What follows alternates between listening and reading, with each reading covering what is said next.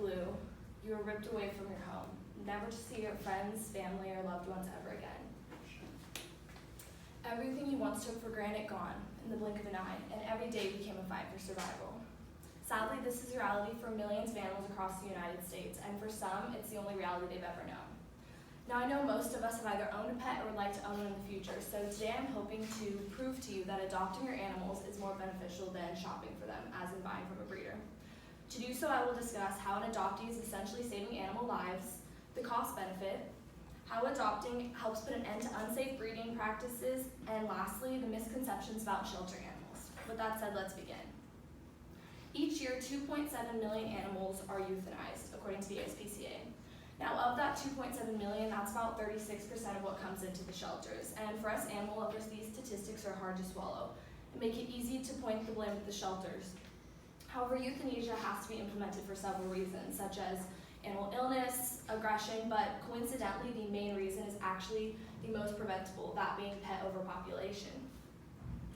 So the more animals that are being adopted equates to more animal lives being saved. Every time an animal is adopted, not only is that specific animal being saved, but it opens up a spot for one less animal to be at risk of euthanasia. So of course, one of the main concerns with becoming a new pet owner is the cost, and adopting is astronomically cheaper than buying from a breeder. According to the Animal Humane Society, it'll cost you about $250 to adopt a dog, and for a cat, that would be slightly less. And of course, this comes with all of the necessary vaccines, spaying and neutering, and occasionally microchipping. Whereas the group Cost Helper estimates that it will run you between $500 up to $5,000 for a dog or a cat from a reputable breeder. And of course, you'll still have to pay for all of the necessary vaccines and all of the other things that come along with being a new pet owner. So along with being pricey, purchasing from a breeder or a puppy mill, you could potentially run the risk of supporting animal exploitation. Adoption is a simple way to stand up against these types of facilities. Now, I've said puppy mills a couple of times, and you're probably wondering what exactly are they? Well, according to Wikipedia, a puppy mill, sometimes known as a puppy farm, is a type of commercial breeding facility. This definition is modest to say the least and does not accurately portray what these facilities really are. 90% of the pets sold in privately owned pet stores outside of California are from these types of facilities. DoSomething.org, a site that invokes change, sheds light on these foul practices through their research. They say that many of the females will be bred continually until they can no longer. The animals are kept in cages and will spend most of their lives without leaving. And because of this, they are more susceptible to illness. However, will receive no treatment. This is truly heartbreaking, I know. But here is some good news. As of this year, California has made it illegal for pet stores to sell anything other than shelter animals. Now, this is a huge step in the right direction. However, ABC News reports that breeders are still allowed to contract out independently and online. Now, in retrospect, buying from a breeder does not directly harm the animal. However, it does fuel a bigger issue. While yes, it is better than contributing to puppy mills, breeding is never a better option regardless of how well the animals are being cared for, as it contributes to the problem of pet overpopulation. There is, however, one situation I do believe breeding is okay, and that's when it comes to service animals or animals in the workforce. However, this should be highly regulated. Not just anybody should be partaking. But at the end of the day, you don't necessarily want a teacup chihuahua in the canine unit of a police force. Shelter pets do unfortunately get a bad rep. There are so many shelter pet misconceptions, and many people genuinely believe them to be true.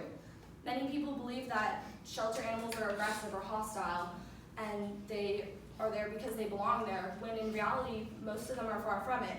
After being trapped in a cage day in and day out, you can't necessarily expect them to be excited 24/7. But the most common misconception all pro-adoption people hear is there are no purebreds inside of shelters.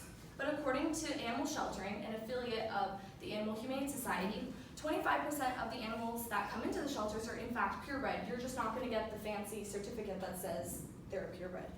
But still, if you're having trouble finding exactly what you want, check out an animal rescue group. My family got our dog Lucy from one of these sites, and we paid pretty much the exact same you would pay at any adoption place. So you're probably wondering how these expensive animals end up in shelters in the first place, and it's simply due to human ignorance. Just because they aren't human doesn't mean they aren't living.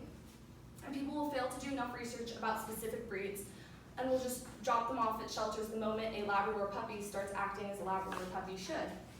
Now, I know most of us aren't necessarily in the situation to go about adopting a pet right now, but there are still things you can do. For instance, you can volunteer at animal shelters. This is a win-win situation because not only do you get to hang out with animals all day, but you're helping these facilities well. Secondly, you can encourage somebody who is looking to adopt about the benefits of adoption. And lastly, if you do have a pet, make sure you get them spayed or neutered, as it will minimize the pet overpopulation problem. So today I brought to your attention exactly why shelter animals need to be adopted, the cost comparison between breeding and adopting, the truth behind pet stores, and lastly I debunked some misconceptions about shelter animals. As my speech is coming to an end, I want to remind you, taking in an animal of any kind should be a well thought out decision. But only 1 in 7 animals will find their forever home. But if you are ready, check out a shelter because there is an animal waiting to be your new best friend. Thank you.